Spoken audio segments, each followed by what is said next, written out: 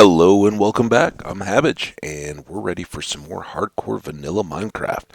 How are you all, my friends? I hope you're doing well, and I want to thank you guys for hanging out with me online today. Thanks, Minecraft. Nice sentiment. Another great opportunity here to get back after it. We had a wonderful little point of progress yesterday before this incident. We'll get to that. But yeah, we got enough netherite or ancient debris to make two netherite shovels. So those are now part of our kit, our gear. Unfortunately, I did do some research in last evening and found out that this debacle is just that. It's just a mess. Now, did we put anything? I don't know what we can. If we do that, will that stop? Okay, good. So let's put not the smooths, just the red back in.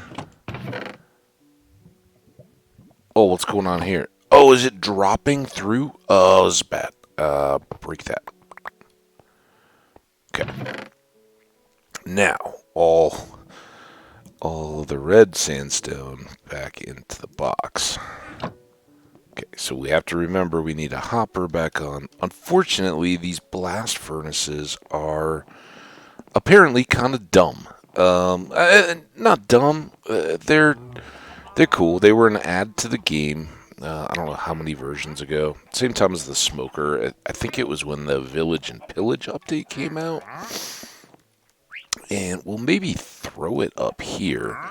So the deal is that yes, they are fast. No, they don't. They don't save you on build or other efficiency. Really, they're just specifically designed to do a really good job of cooking. Um, I guess we can save both these until we get a little more. Do a really good job of cooking up ore. So basically, gold and iron is the extent, and that's where the problem lay. I didn't know that they can't cook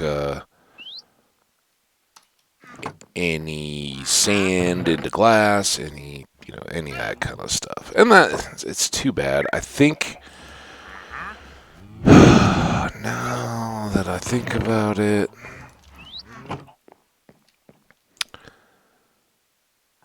I think what this means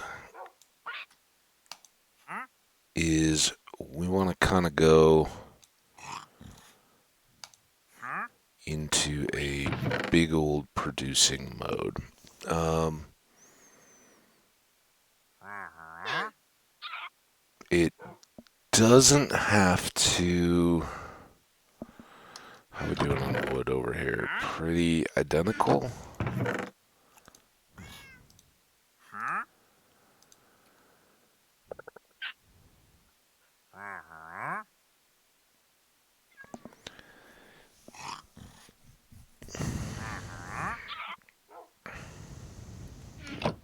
So just kind of thinking through here.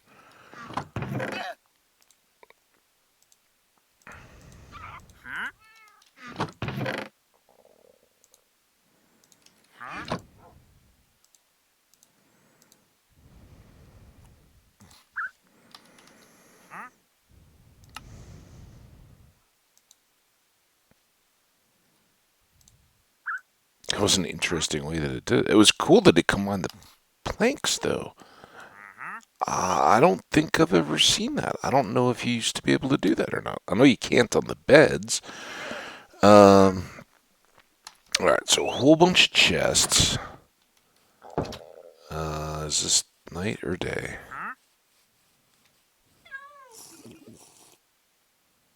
Just as well.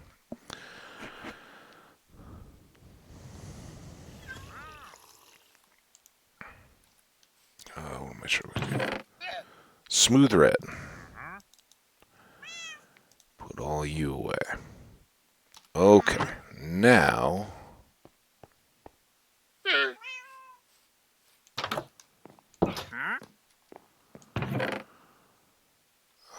we need these.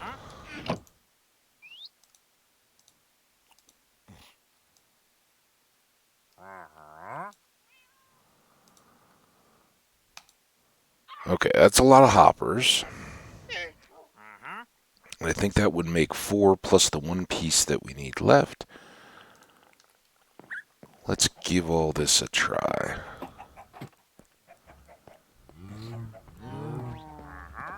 I'm just so bummed. I don't want to...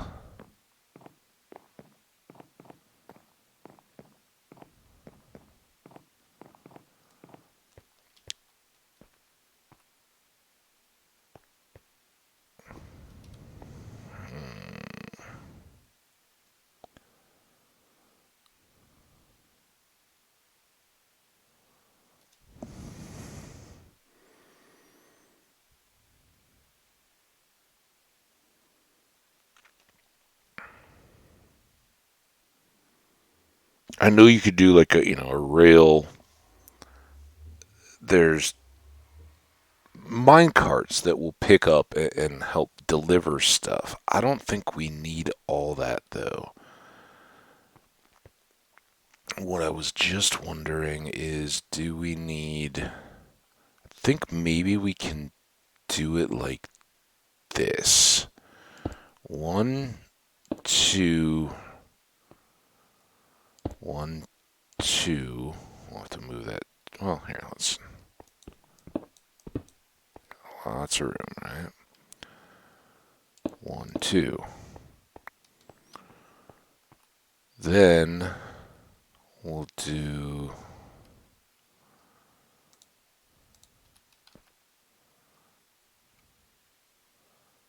Oh, man.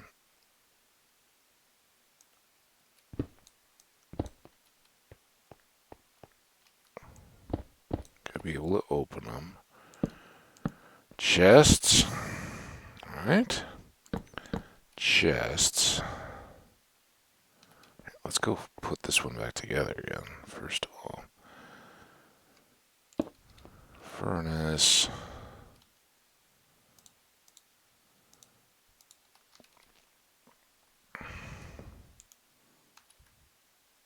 Hopper. Alright, so that should already be refilling. Now, why does that have stone? What happened to all the coal? Okay, here's all the coal. We are gonna need 5.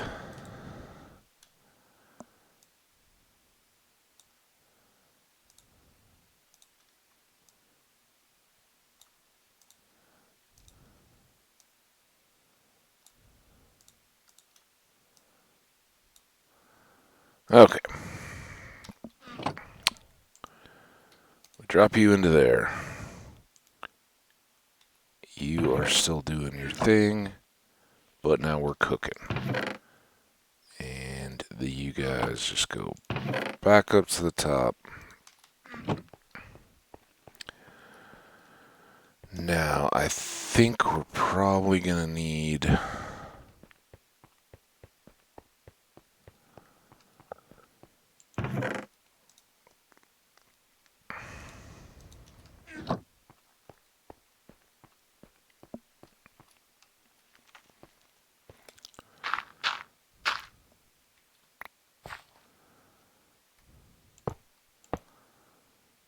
Okay, then at least one down from here. These we just used. You know what? We don't even need those, right? We can manually fuel. So let's just do the same thing here. Hopper, hopper.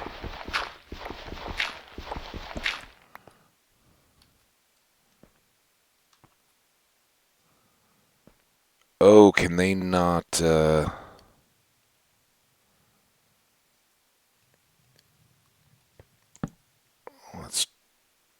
try this.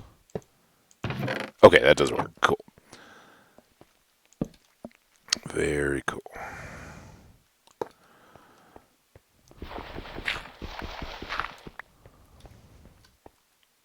Yeah, based on the speed of this, there's no reason to do the extra fuel hopper. We can just fuel in to each one of these. There. And then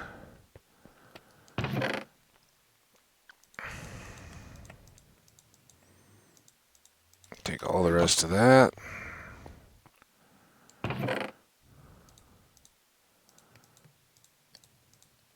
It goes there. Now we got to clean up. Why is that there? Perfect time to fix.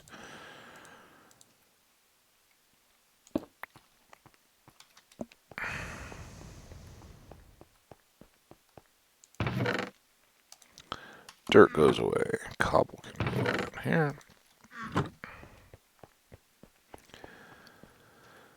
We already put the iron in. I'm going to use those other two for regular sandstone.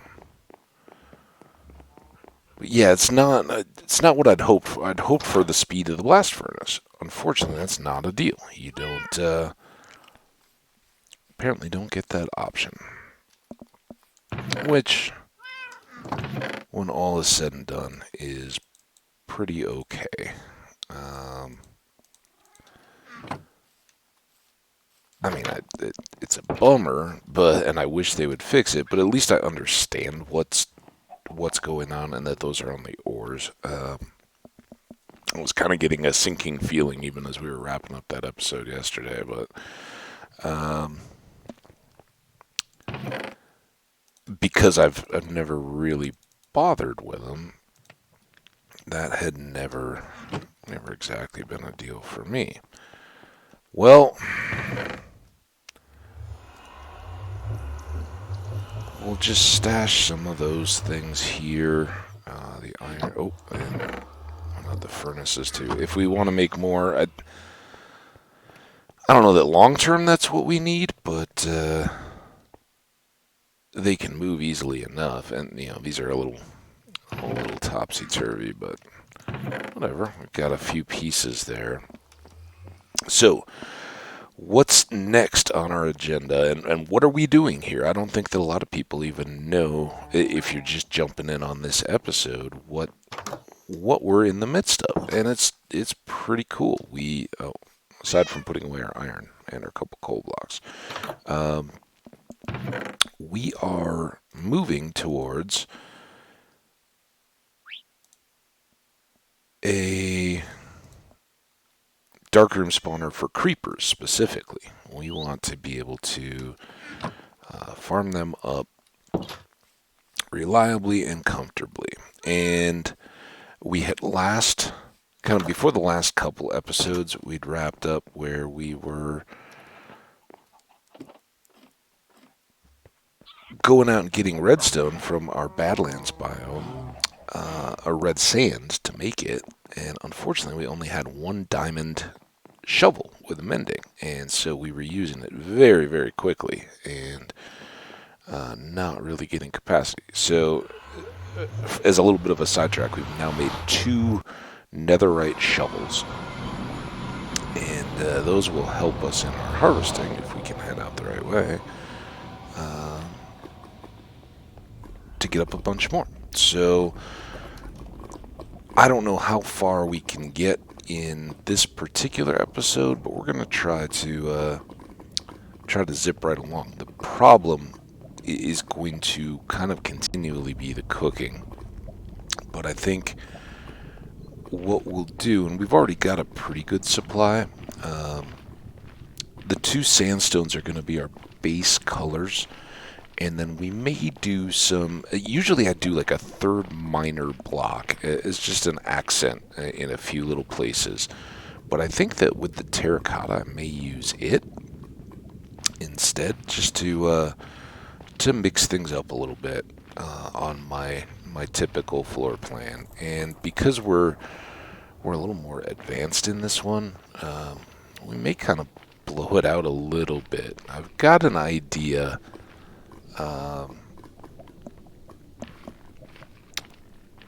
for how I might shape it to bring everything together a little bit, make it a little bit more, well, a little bit less the box in the air that it always has been. So we'll play around a little bit, and other than building the exterior, we'll see how well we can get it done. But the two biggest challenges usually to the darkroom spawner are having bamboo scaffolding makes a world of difference, and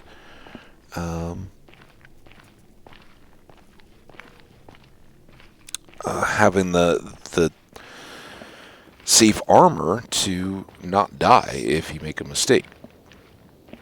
We've done pretty well. Usually in a solo play where you're not having an audience or trying to make it particularly entertaining for others, you can use the darkroom spawner to help you get your first enchanted armor. But it's a lot of risk, and you don't have the tools to gather material. That's where you end up with the cobble box in the sky, right? And it's kind of an eyesore hanging around in your world for the rest of your time, unless you go and put a decorative facade on it. But honestly, who does that? You just kind of move on, and it remains a blot. But we're gonna try to do a little better than that, and just make it a bit more eye-catching from a distance. So we'll see if we can achieve that. It'll still basically be a box, but a decorative box.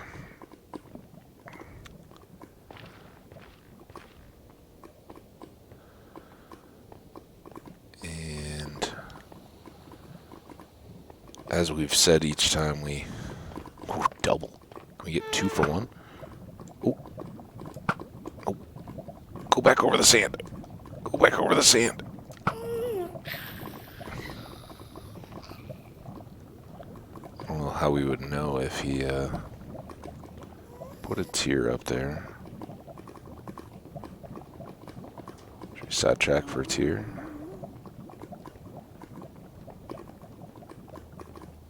I mean, we made him cry, right? Her cry? Oh, joy. Try not to use up the shovel before we get to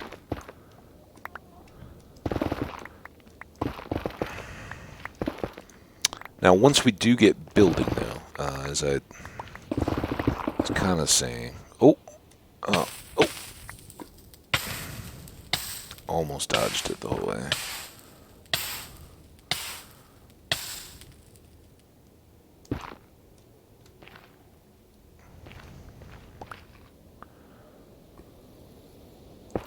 Wow, loud vehicles. Weak there. How far up do we have to go to get to the sand?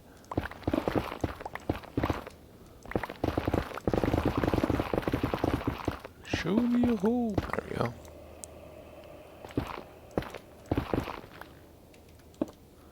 That's not a torch.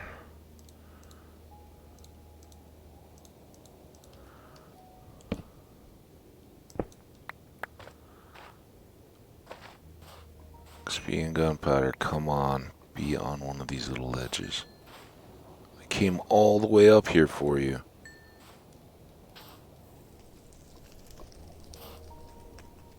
Nothing. It's a bummer. And of course that other one is now like a million miles away. Oh, that's a shame. But hey, we got some XP out of it.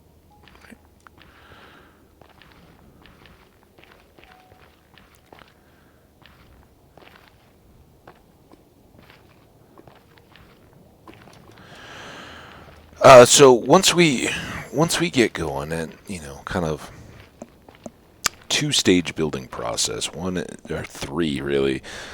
One is getting the platform, kind of the level where you will be in. The killing will happen, and hopefully the not dying of us. So a level where all that happens, and then a higher the true box, the dark room. That's where all the creepers are going to spawn, and those can kind of be broken out, and will be at least 2 different episodes on those. And depending on how we do here today, we might get to one or other or both of those. We'll just see. I know how quick some of these resources get eaten up when we start doing them. We need an astonishing amount of wood too for the creeper farm specifically. So there's a lot we need to get to, but it's totally manageable, and I think it'll look really good when we get done. And excited to be, at least on the brink of building again. We haven't done anything that's been, too complete. I love that. I love the house we're coming to out here, but that's, it's relatively small, modest build. I think it got to a good point of completion, though. It can still have little decorations. We can still do a loft inside it if we ever choose to, but, from boating up to it from the outside, it looks great. I've used it in a couple different thumbnails, so I think that's a good one I can hang my hat on. Is we can build some stuff in this world. Our fortress is a long-term build. Like most. I guess we'll just use the nether boxes or the shulker boxes when we get over there. Like real homes and stuff. Those constantly build and evolve, and I think our home will do that. But yeah, I can say I like that house. I think it's a good look. Some little crossbow guys over here. Should we maybe pick up an advancement? Let's see if we can do it. I think we're well enough equipped to.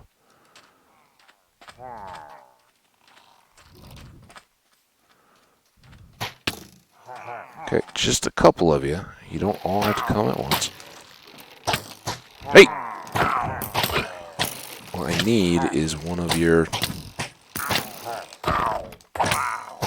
crossbows. You want to give me a crossbow? I'd like to introduce you guys to my Looting 3 sword. Got the banner. Are you kidding? Look. Give me a... Nope, you're going to have to wait, because I think... Oh, no, we don't have one back here. I'm sure we trashed it now. We got the cactus. Such a waste.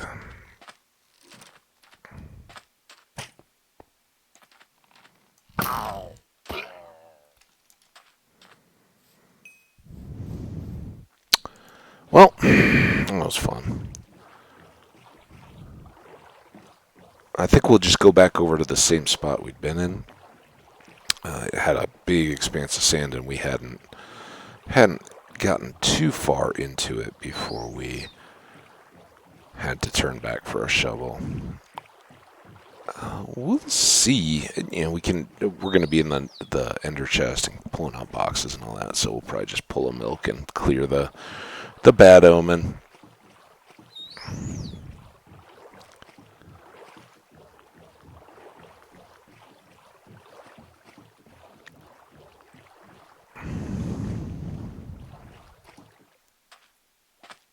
Okay, now back to work, and hopefully an efficient kind of work this time.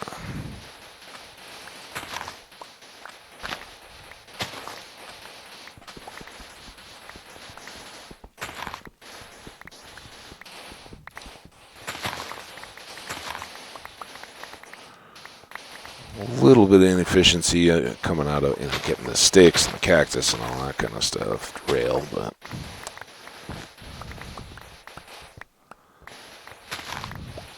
all in all, not too bad, and holding a little better on the durability.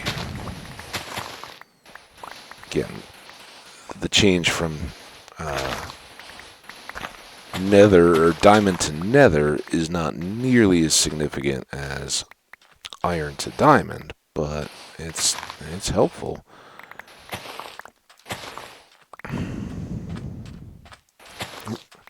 Alright, so here's the next thing we kind of need to do on bigger areas like this. We need to fill and then back empty if we want to get any of these lower sections. Which is a shame. You know, water is our one of our most precious resources, right up there with time. And it's a shame to just be filling in all these water holes, but fortunately there are lots of others around, and as our world here doesn't make any distinction between fresh and salt water, you know, water is a great abundance even amid this Badlands area, so it is what it is. And by filling these holes in, we can take a lot more of the sand. We'll still kind of do an outer edge that we'll try not to touch, and make that our barrier for the rest of the ocean to not fill in. But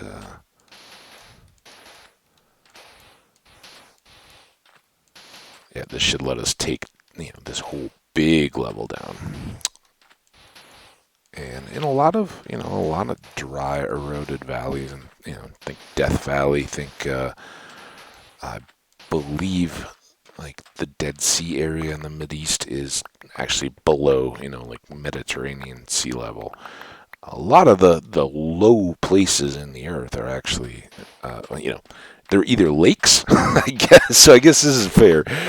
A lot of the low places are either lakes, or like in the case of the Netherlands, very carefully pumped and managed to prevent them from being flooded, or they're these arid places, and we'll have another one of those out here. All right. Well, this seems to be a big expanse of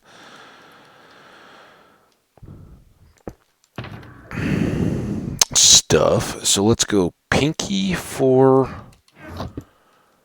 the randoms, and the pink colors can kind of grow out on that, because we're going to get a significant amount. That's going to stay in our tools, and then over here we'll go with the gray, white, black, at least for a start, on the sand.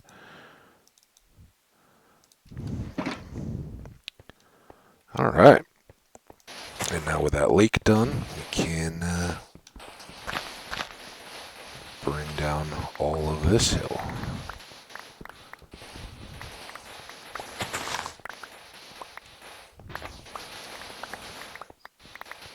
Oh, it sure is nice to have that efficiency. And, I mean, remember when we were making the first farm in World 2? Just digging and digging and digging. Oh, it's painful. But now, bring it on. Don't tempt me. We could make a new farm in minutes. I think for the moment at least, we got lots of farm. As I've said, we really could double up our melons and pumpkins, since our full capacity there doesn't satisfy all the people that we have trying to buy them in any one go. So, and beets as well do really well. Not as well as the melons. I mean, you can't beat the melons and pumpkins for overall capacity or value. All right. So it's good. Once you start getting it down to the lower levels, it's kind of easy to see where you have stuff left over too, less places for it to hide. So let's keep finishing up on this elevation first before we go down. And we cut back through here just to make a nice section.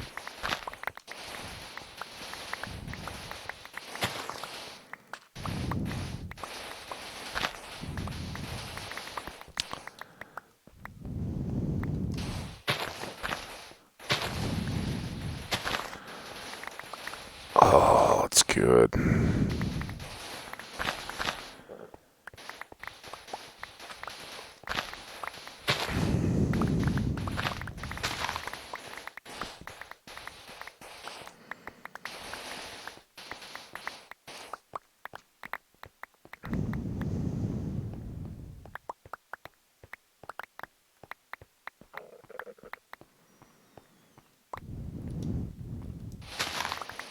So I think the first thing we're gonna do when we get back, we're gonna have to scout. We have to get our location pinned down for where we actually want to build this thing, and that'll be somewhere in the vastness of oceans around us, preferably not right on top of a guardian temple. Once we have that pinned down, then we'll go ahead and build our very start platform. Just to get things kind of anchored in. I don't know at the moment that that's worth it. It's just kind of too narrow, but this whole end here.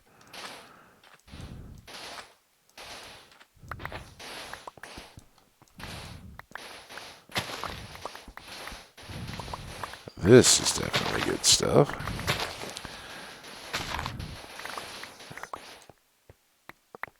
Now, did I already place my bed over there? Nope, got it right here.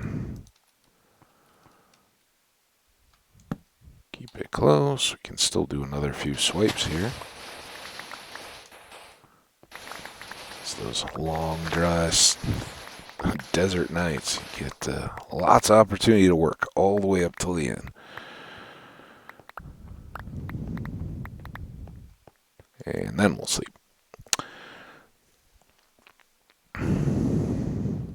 I don't know that I'd shown it, but again, bad omen, just XXXX, doesn't tell you the amount of time remaining. And honestly, I don't remember. I think I want to say it's like 75 minutes real time. Not that there's actual time being, there's ticks in Minecraft, but not that there's ever a clock that gives you, more than a sundial reading of where the day is relative to night.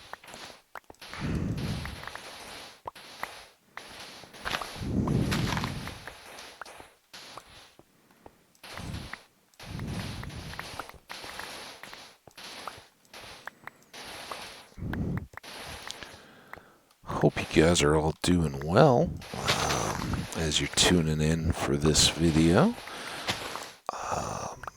Again, these are kind of being recorded late spring, and it is just another gorgeous day. We've last kind of week, and I haven't really looked at the forecast going forward. Kind of was getting through the weekend, and we're coming up on the American Memorial Day holiday, a day to remember, particularly memorialize military lost lives. But I think a lot of people use that to memorialize any lost family or loved ones. And it unofficially, at least here in the United States, it kind of marks a. They say that the Memorial Day holiday is the unofficial start of summer, and the Labor Day holiday, which is the first, so that's the last Monday in May, and then the first Monday in September is Labor Day, and those two kind of bookend the unofficial summer. That's that's not, not astronomical summer. It has nothing to do with the position of the sun relative to the Earth and the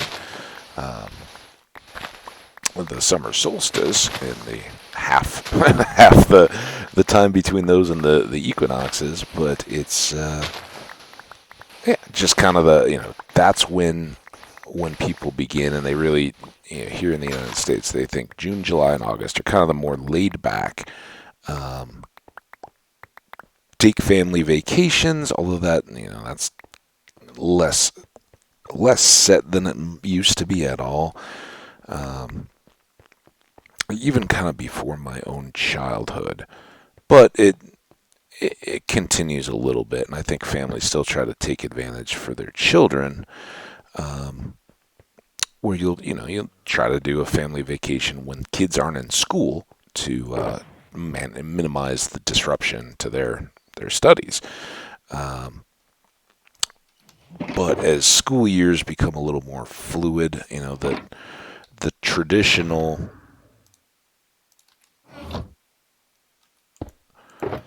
school year was um, dictated by two main attributes. One was the environmental conditions, and one was the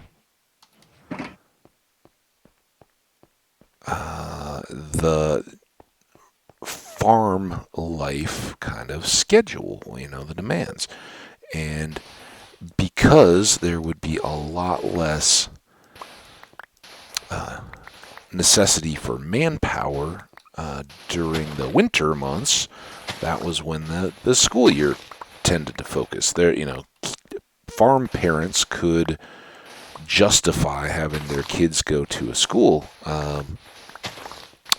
for a good part of the day only in the winter when it was and this is kind of the odd part, but particularly in spring and fall, parents would laugh at the idea that, oh yeah, your kid should be in school rather than helping with the seeding and the harvest. I mean, that the idea of widespread graduation rates, which are very, very high, these days, but didn't always used to be the case, and it used to be quite a bit of a challenge getting traditional farm parents to see that there was any real value in having particularly male children go to school. It was like, okay, yeah, I've got a couple daughters. They're not likely to take over running the farm business. They're likely going to get married and whatever. And this is, this 150 or so years ago. Maybe some lingering into 100 years ago, but it was very much a competition for your child's attention. And aside from the earliest grades, to run a farm, you have to know some basic arithmetic type math skills. You need to, a lot of this stuff is not book taught, but you need to have, some good grasp of science, of how husbandry, if you're going to have any kind of animals around your farm, how husbandry works. And so a lot of those things you could pass down father to son and through the community. You had like a farm guild or something, a community association of the farmers in whatever the little towns were, and that was where you might get new information on seed types or fertilizing techniques, or whatever, because at the time the pace of technology changed slower, and you could kind of talk, get together and over meals or something on Sundays after church, you could get together and talk about how the weather was, weather technology or measuring technology and that kind of stuff. And that was where you might learn things that your father had either forgotten to or didn't know to teach you. So you got a wide-ranging diversity of opinions that were still all community-centered, right? It was still all the same people, and sharing a common culture. But that that didn't necessitate necessarily reading, and certainly not beyond a basic level. There was no need to get into depths of reasoning or scientific theory or the scientific method. Your whole livelihood doesn't depend on those kinds of techniques. It depends on getting seeds in the ground and hoping that weather and other environmental factors allow you to harvest a good crop. And so for kids, that was the most important job for your whole family, whether you were in first grade or in the equivalent of high school back then. You didn't serve any purpose if you weren't out there helping get in the wheat or the corn or the whatever soybeans or pumpkins or whatever you happen to grow. When they're ready, they're vulnerable. That's when animals will come to eat them. That's when weather can, a hailstorm can crush all the wheat and destroy it. Certainly just a bad windy thunderstorm or tornado or anything like that, and it's all over. So you got to move, pretty much. It's not quite 24/7, but it's like 20-hour work days that you're going for as long as it takes, and usually that's pretty quick, and that's where when they first became available, machine harvesters would travel, and because no one could afford a single one, but they would sort of follow north to south through a belt and go, okay, yeah, this is where frost is, this is where their storms are, but these are as the crops get ready, and they would, try to do multiple farms a day, because that was a huge game changer. If you've got your you think back hay stacks, right? If you've got your hay stacked, it's fairly invulnerable at that point. It can't get beaten up and knocked down and trampled, or is readily eaten by pests. And the same goes for like threshing wheat. It is a really important one. If it gets knocked down in a rainstorm or something and gets wet, that's going to mold all of your wheat and destroy your profit. So once you get it threshed to where it's containered, whether that's into silo type stuff or whether it's into bags or bins or barrels or whatever. I don't know, whatever they were doing back then. But just having that level of security changed it, and that's also what helped change school seasons. So when it became uncompetitive by and large, for large commercial farming to not mechanically harvest, you freed up the kids, right? The kids now don't need to just stay home for those couple weeks, and that's kind of what continued to lock in this idea that the least disruptive time is to stay with winter and go through. But you say at that point, okay, well, they're not really doing as much, and the busier, of any times, the busier times are still spring and fall for farming. In the summer, those crops are largely just growing of their own accord, right? You've done everything. Now they just need to grow up. You need to make sure that the scarecrows or whatever are up to keep them from getting eaten, and hope that hope that they get managed. But aside from maybe in a garden level setting, some weeding in larger farms, that's just cultivating between your desired crops to knock back down the weeds, and eventually the new ones don't get enough light because let's say it's a corn farm, right? The corn is standing too tall, blocking all the light, so they can't grow between those rows anymore. Or if they do, they're so minor they don't really compete with the big crop plants. So there's not as much to do. So why is it not like summer winter school season? Well, the other part goes to actually temperature and seasons. And the problem that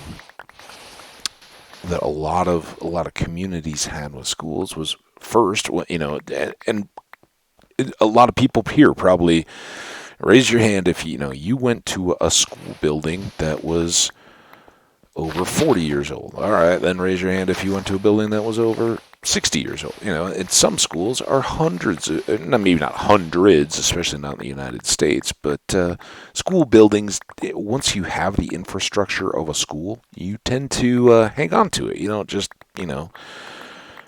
turn those over too quickly. So a lot of the schools back in the day, and even today, I remember my elementary school in particular, there was no air conditioning. You had big windows. It was all ground floor, and they would open the windows in the spring when it started to get warm. And there was no central air throughout a school building at all, and that was a big deal. When you live in parts of the country, and upper Midwest, right? I'm not talking that I was growing up in Georgia or Alabama or somewhere on the Gulf Coast where humidity and heat are huge, or even in the desert Southwest. I grew up in what's traditionally thought of as one of the ice boxes of the country. Summer, it's still easy to get up over 100 degrees and have 85% humidity at the same time. That's crushing, borderline dangerous. So rather than trying to maintain schools through those kinds of circumstances, I guess, temperatures, whatever, they would just shut them down. Heat, back before the 1950s, 60s, and still today, it is cheaper to heat your home in the winter. People talk about you gotta have heat. You don't have to have AC, but between the two, heat is much less expensive. It's just an easier system to manage. You're just directly taking fuel and in as efficient a means as possible, you're trying to turn that into heat. And usually with fuel, you're burning it anyway. So there's, with AC, you're actually getting rid of excess heat because you're using electricity or some other fuel source, and whether it's right there or somewhere else, the production of that produces heat, and you're actually trying to produce the opposite, cool. So that's an inefficient system to begin with, and that was why schools would, as soon as it really got to the hot months of the year, they would shut down. Not because so much of any kind of timing thing. It was because they knew, one, the kids would be sweating and moaning and all the rest of it and miserable, but more importantly, they knew that kids wouldn't really get any learning done. If it's that hot and the windows are open, not open, that's a tough factor. So rather than fighting that, that's the time when you go, all right, kids, go out, play in forests and fields and get muddy and find a swimming hole. Yeah, again, I'm talking years past. Nowadays, I think everybody's got summer camp or some kind of structured activities. Less and less are you just sent to fend for yourselves, which mixed bag. But I'll hold judgment there. So anyway, those dates, Memorial Day and Labor Day, became the unofficial start and end of summer here in the United States, and it's really built around our school calendar and what families would then be doing for vacation time, how they would block that out. And for the same reason, before air conditioning became a deal, they you'll still hear it talked about, like on the news, and they're talking about Congress out of session for the summer because DC is so hot and miserable. I think some people would argue that DC in the winter, when it's potentially snowy, DC can have big old snowstorms, or rainy or icy, or any of those things can actually be less comfortable than when you've just got AC. Now I don't know. I haven't been inside the U.S. Capitol since I was a little kid. I don't recall if there's any AC in there or not. Probably the offices and things by now, but I don't know that the central chambers or anything would be there. There's no ducting or anything to do that, so it still makes a little bit of sense. I'm kind of giving people a hard time, but that was a thing, and certainly people that's why there were big houses on Long Island outside of New York City, and all the lakes districts in upstate New York, and so many of the kind of West Virginia mountain type communities across from Baltimore and DC area and Delaware, that the people that had the means to, they'd get out. Like, I don't want to be here. It's hot and it's miserable, and we're gonna for the summer. And this is what's increasingly changed over the years, is that there are now fewer and fewer. This is the backside of our house, and I don't really particularly want to just harvest up all of this because it's right where we live. There's our roof. Hi, house. So yeah,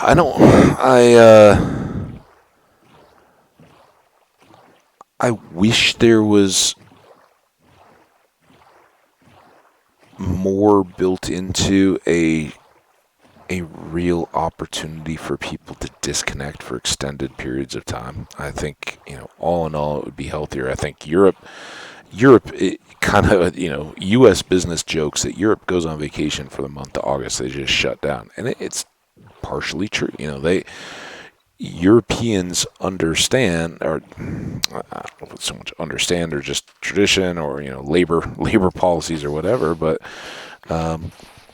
that's kind of the touristing travel season. And by concession, if we could all agree on that kind of globally, there's some important services that can't go away, but you can still juggle amongst those. And Europe manages this too, right? But you can then by and large say, hey, look, there's not as much pressure to be at work because everybody is effectively shut down just on subsistence activities.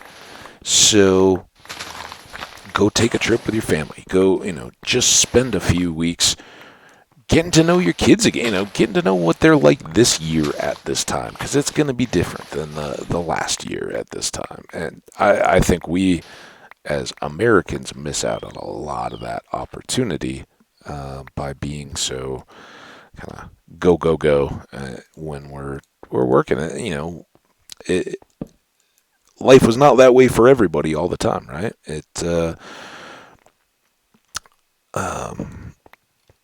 These resorts and summer getaways and things like that really were kind of an affluence deal, and but did harken back to kind of the pre-urban migration when the majority of the population lived in small towns and farms, not in big cities.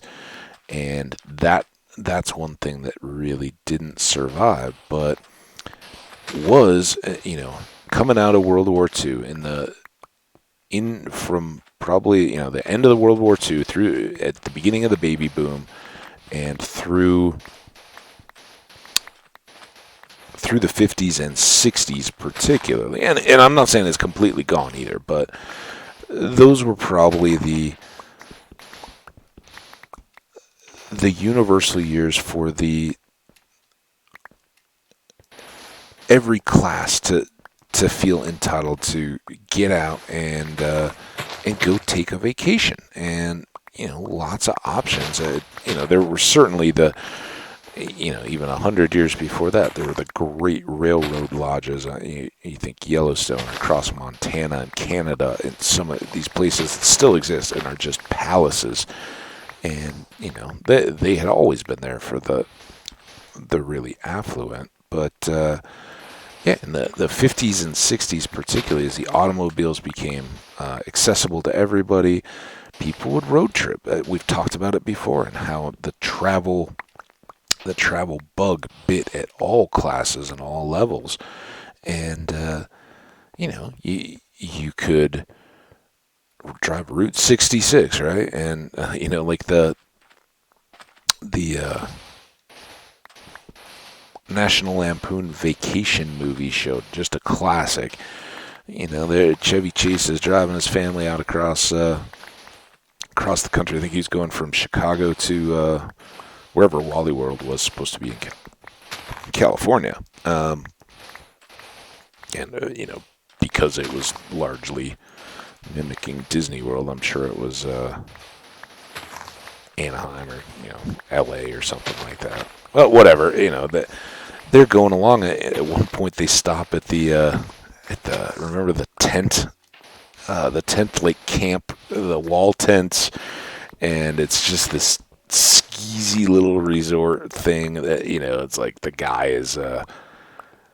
guy's chewing on tobacco or whatever when they go to check in, and swatting flies, and dirty white t-shirt kind of deal.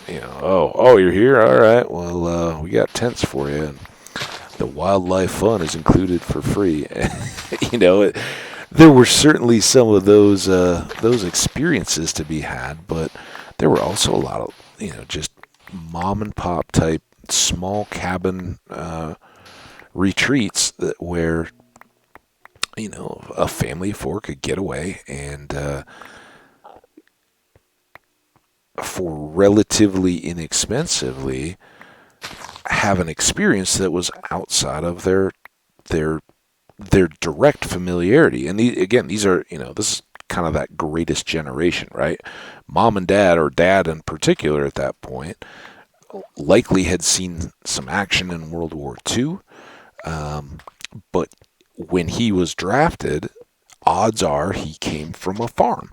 That was where the most of the Americans lived. By the time he came back, that was no longer the case. As those GIs came back, they got college educations on the GI Bill. During the war, to continue to feed Americans and the world and the troops and everything, it became a wartime necessity to help the people that were left on the farms, the older generations and the women and the young children. How are we going to do that? So a lot of wartime effort went into that. That was kind of where widespread mechanical tractors and combines and harvesting all became much more accessible, because we had to, there had to be something to get you through that crisis of a time when most everyone was fighting. Most everyone of the young adult, particularly male age, was off fighting, and I think they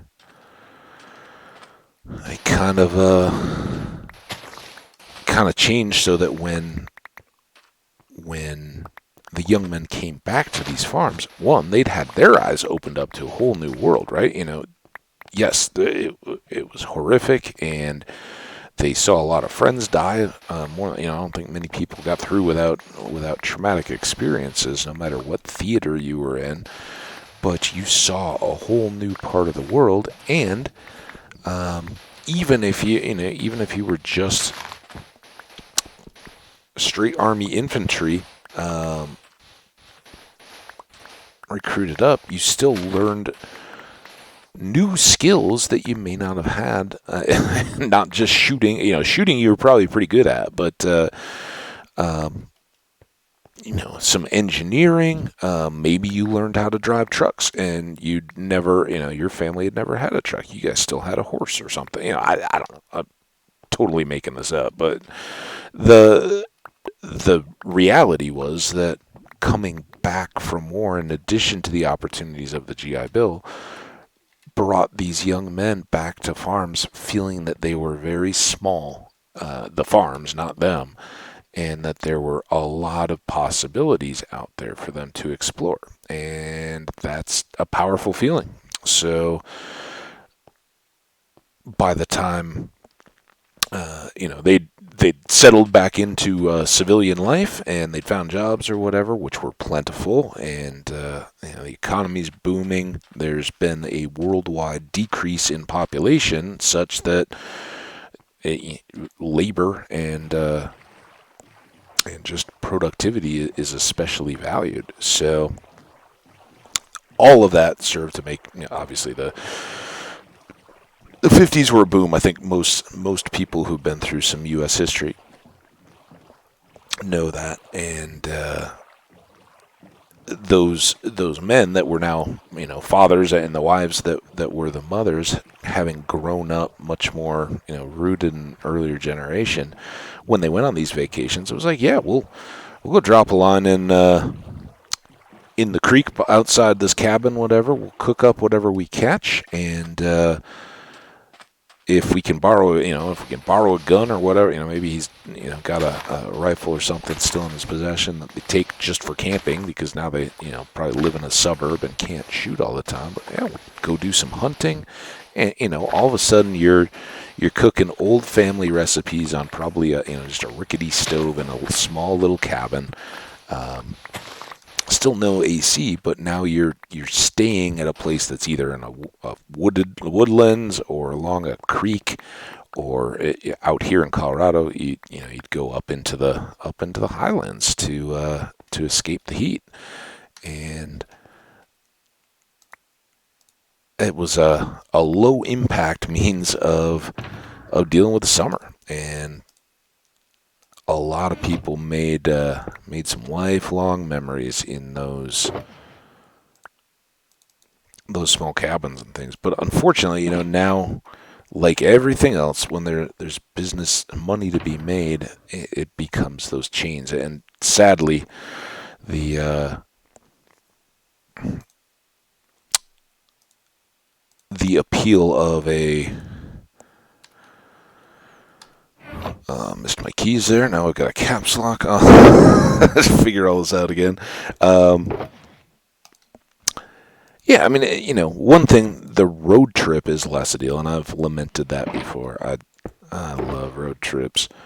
But so is the small family lodge hotel. For one thing, if they're inexpensive, now there's just so much going on in the world that wasn't really a deal back in the day. And so anything that's small, off the radar, it's just a mom and pop business. It's not a part of, a Motel 6 or something chain that you would see in every little place. So you don't get that it's going to be this kind of quality or whatever.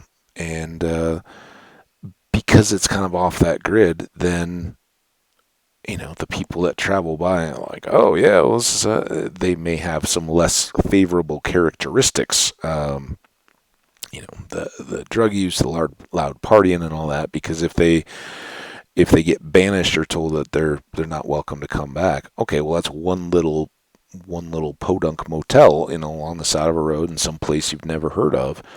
Um, and that's a big bummer, I think, because it takes away from that. Okay, so if you're not in a position to go to a big chain or get the all-inclusive beach resort vacation that's at a destination place, then you're going to be getting something that's noticeably unpleasant, just to get it at a cheap price. And that's the thing that I think is kind of a shame. It'd be nice if there was a happier ground there. I don't know anything about that industry. I don't know, but it's one of those that'll be such a dream. Like, okay, yeah, charge a cheap nightly deal and let some families that otherwise don't have the chance to escape the heat and get out in the world do just that. See some nature. So, you guys know what I'm doing now. I'm wondering what I did with my boat, where I parked it. Oh, there it is. I was thinking, you know what? We're here. Before we go, because I can't see the boat, kind of reinforced to me. Let's just take this down on this wider area here. This will be our last bit. Because we swapped shovels, I think I'd like to get back. Well, we're gonna do a couple more things before we make the trek back. Hopefully in this episode. How are we doing on this episode, by the way? 106, not bad. But yeah, this will kind of wrap up our current red sand.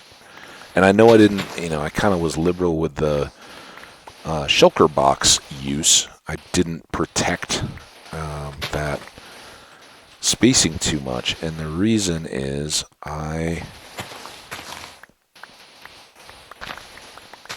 not that it takes a huge amount of time, but if we're going to manage all that, we should do it back in front of the stoves where they can be running, not when we're out here a million miles away. And we're not gonna fill up all the shulker boxes with red sand. So that's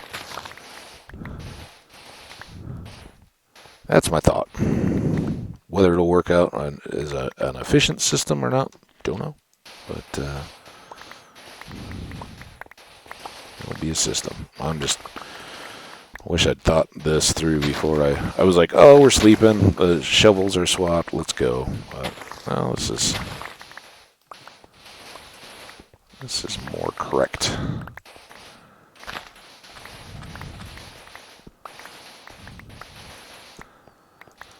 So with Memorial Day coming up, anybody got plans? Feel free to throw those in the comments. Let me know if you got big plans. So far, I don't. My plans are going to kind of be after that, and get those clarified a little bit here as we go forward. But I'm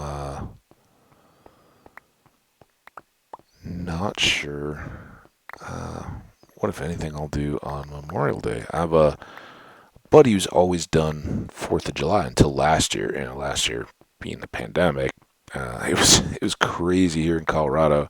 And I heard a lot of other places did this too. But amazingly, 2020, in addition to the pandemic, Colorado, California, Oregon, was it?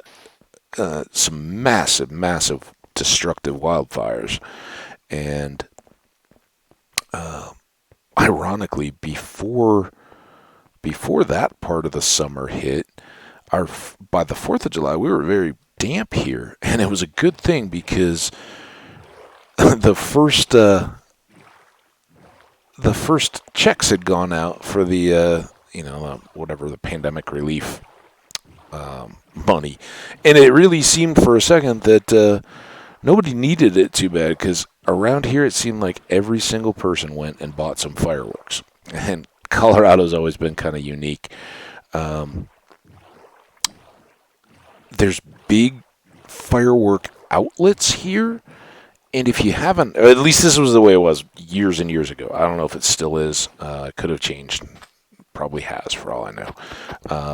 But growing up, or being a young adult, you could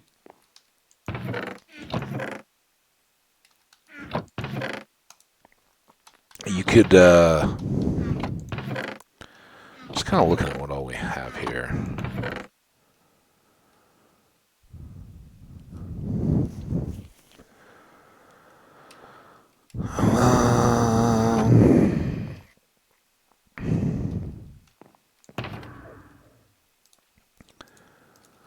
First pick up these, and then purple is what we're currently doing. Those are all full.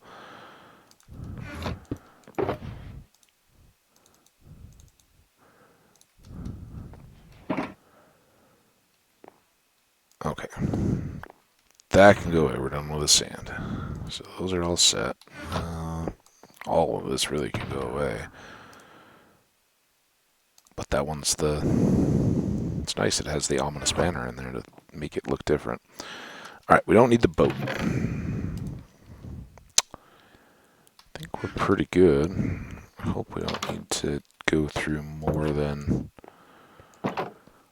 20-some pieces of steak. So what... I kind of think I want this yellow. I've been contemplating what we may do for extra colors. And yellow is nice. Now, it's just sandwiched between two plain layers. That stinks.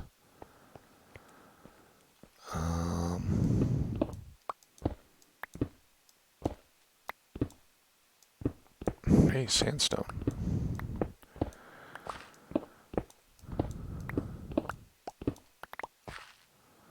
I just don't know what...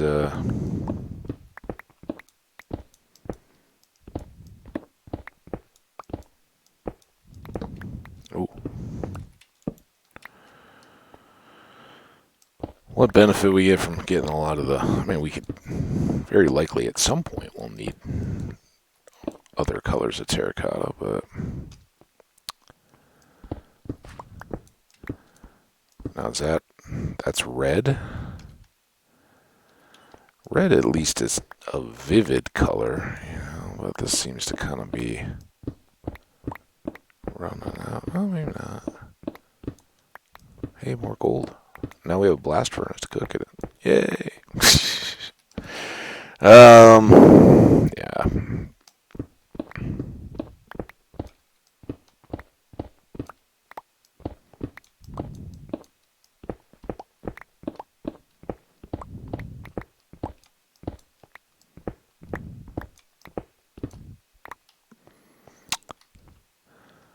I was talking about the fireworks and all that before I got distracted here. So in Colorado, yeah, at least there were some like firework manufacturers in Denver and Colorado at large, I guess, but in Denver, and they would sell fireworks from their outlets, but you just had to be. They wouldn't sell them to Coloradans. You can't have airborne fire. It's like pretty much anywhere that regulates fireworks. You can't have anything that shoots up in the air and explodes. You can have like sparklers, and you can have little snap pops, and you can have stuff that stays on the ground and shoots up sparks and stuff. But we, for obvious reasons, after last summer, take fire pretty seriously out here. Well, last year it wasn't even much of a deal. I think we'd had a bunch of rain in the week leading up to the 4th, and things were pretty well dry. And with all the kind of civic firework displays shut down, and with everybody kind of in this pandemic mode, it was amazing. I sat outside with a bunch of my neighbors here, and we just looked out over this expanse, and it was like the whole city was just a big fireworks display. Everyone was shooting off. shooting off fireworks and big ones. So it was, it was like 100 times what would have normally been a fireworks display, because they were, it was just the power of lots of little ones all combined, made for something pretty special. So I don't know. I don't know if they're ever going to be able to put that genie fully back in the bottle, but I fear and kind of expect that the way that it will be brought back is some year we will have a really dry 4th of July, and there may be a whole lot of fires in and around Denver. If people do the same, yeah, I'm just going to do it. I know what I'm doing. And yeah, then you put it into a tree above your neighbor's house, and hey, now they don't have a house thanks to you. So I hope that doesn't happen, but experience says it's probably pretty likely.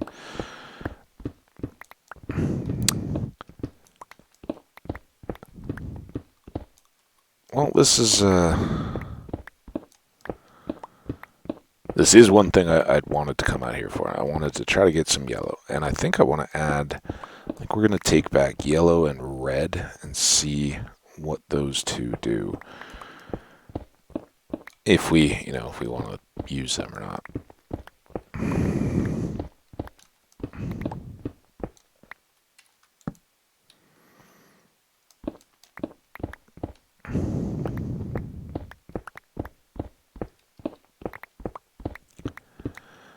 Oh, still doing pretty well. And again, just as accents, these aren't going to be in high demand. I think we're probably pretty well set, honestly. But I can't stop.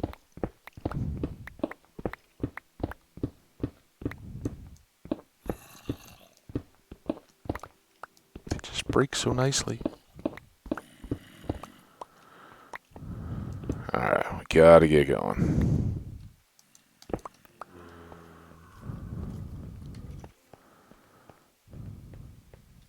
Really?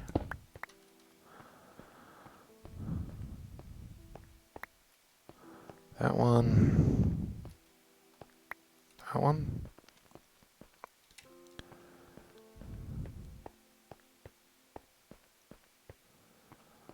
Alright. Well, that got us a bunch of yellow.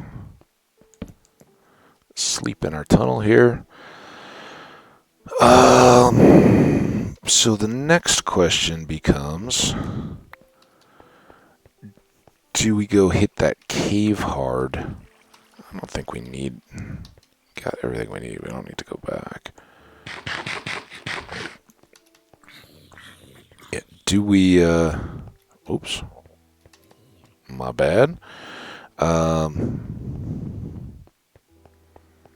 Do we work in the cave and just try to cruise for coal and gold?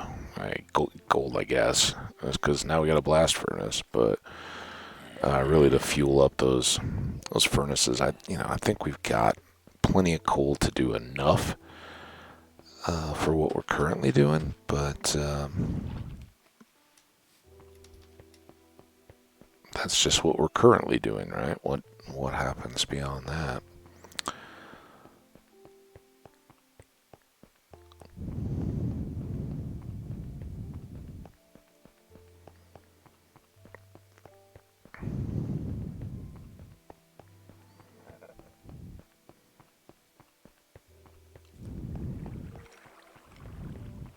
So we need to do coal, and then maybe we need to do... I don't know is it our neighboring jungle here that kind of suffers, pays the price for us? We need something for big time lumber. And the other possibility there is the spruce forests, and we have a number of those around that we could use. Okay, so here's our little deal before we get back into the fray. Let's reset our boxes. Let's take the lime one. Stop. All this terracotta stuff in it.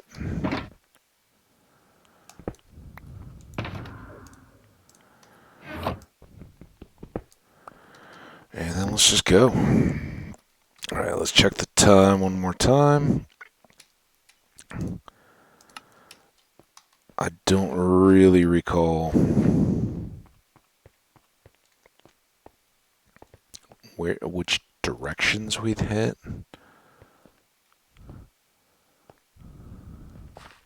This looks new.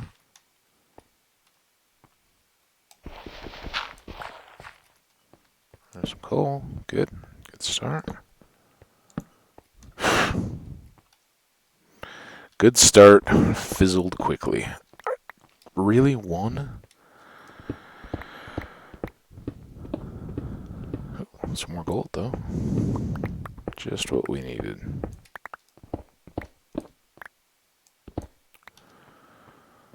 Wah wah.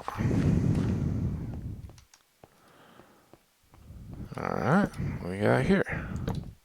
I remembered that some of these were just opening up into massive areas.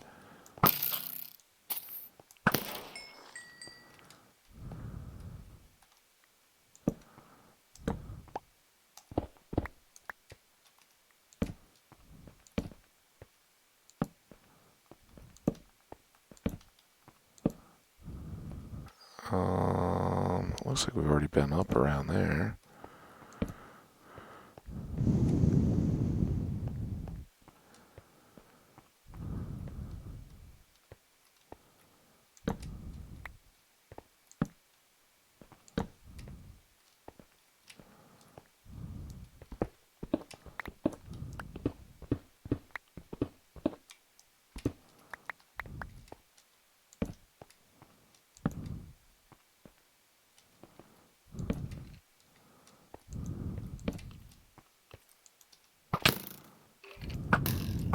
Wow.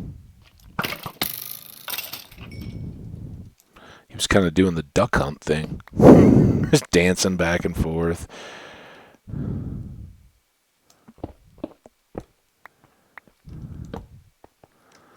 Alright. A little bit of gold here at the end.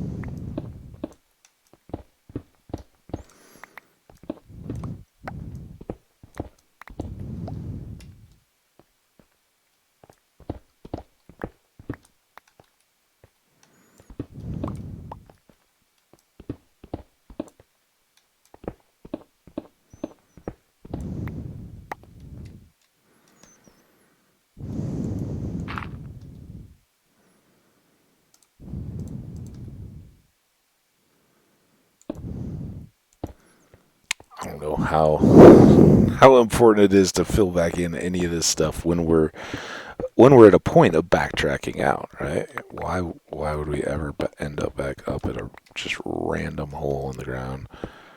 Now, some of these where we're still looking at more area. Yeah, you want to make sure you can kind of get back out quickly if you need to, but not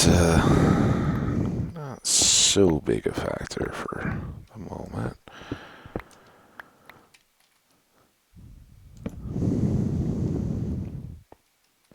All this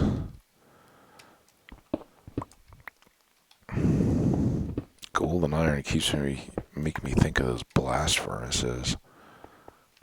It seems so weird,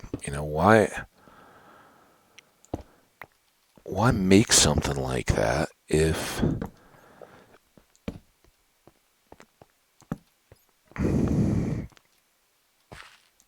you know that the things it's designed to do efficiently and well, people only need for a portion of game content.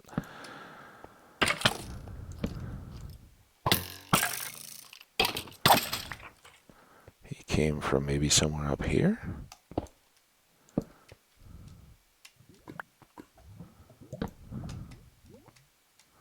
Lots of holes.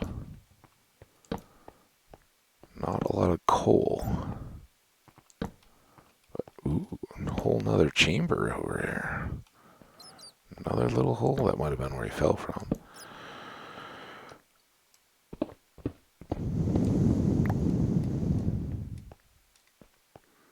Any day now, coal. We're not going to get enough to cook cook all this stuff. Tongue in cheek, of course.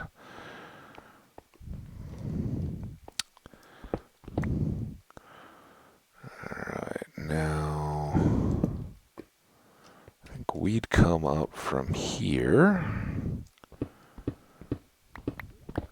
That's a good one.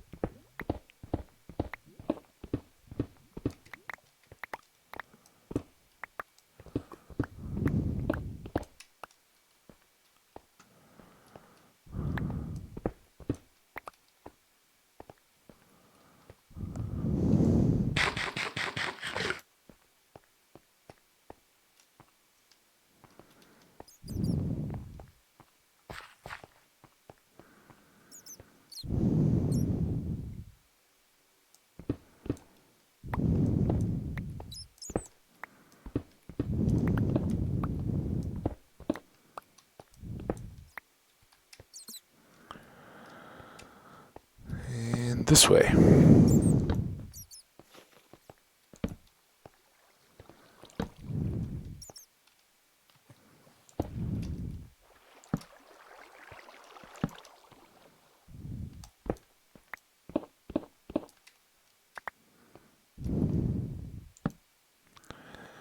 Just iron.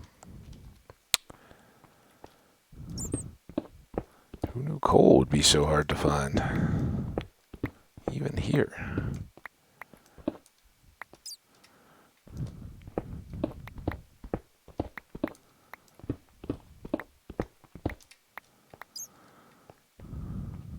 Here, coal.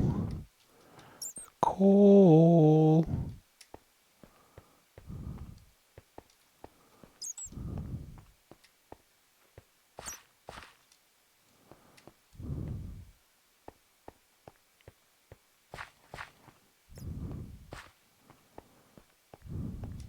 That goes back in on what we had been at. Uh-oh. We're running out of corners to check. Where are the dark ones? Here's some... Ooh, I think I saw it. No, I thought I'd seen an enchanted something or other. Well...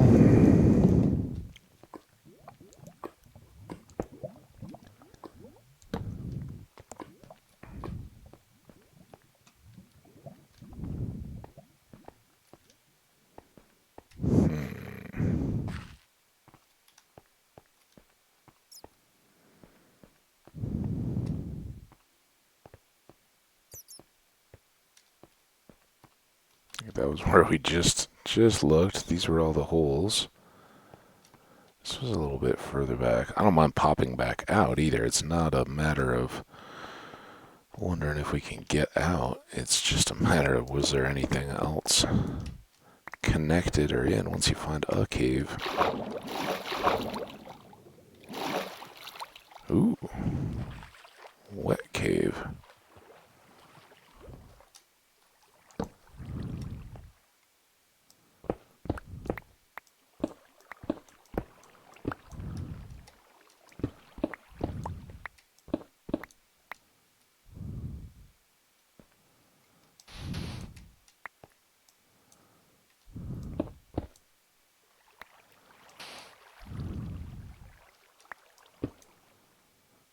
Okay, how many creepers drop on our head before we even get a chance to... Got lots in. Is that all we got? Like a stack and a half of coal.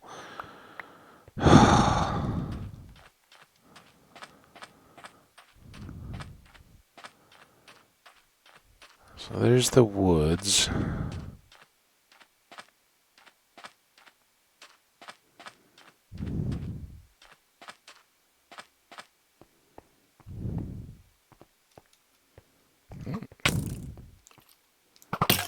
I hear y'all come. The one moment I get a look at a chest.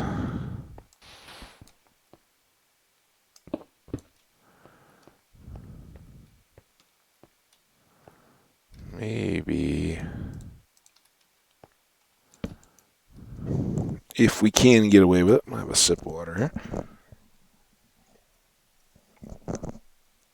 I haven't come back up. Let's check time again. 1:30. We'll get this chest. Maybe take a peek down in here.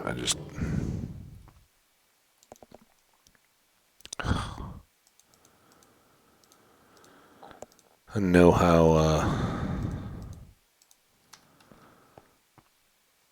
diverting these can be. As much from an inventory standpoint as anything.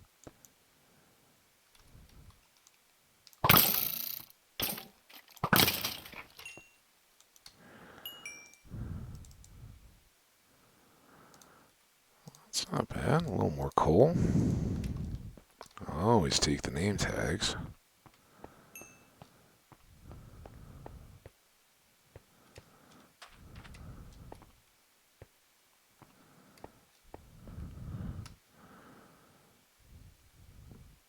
Day 669. I was wondering the other day how long we'd been in this world. Okay, I was a little turned around then.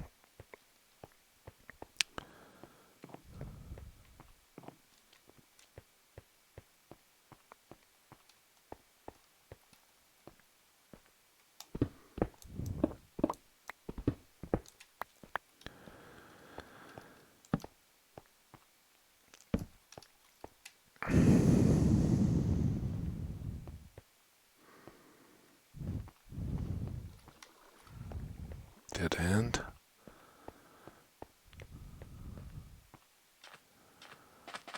Where's the cave or the tunnel that goes through the direction I want to go? There's another chest, though. Ooh, lots of chests. Chests everywhere. Okay.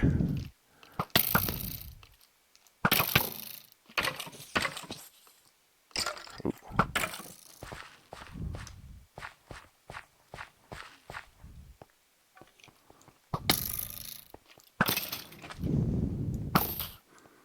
Thought about trying to get him to get us an album, but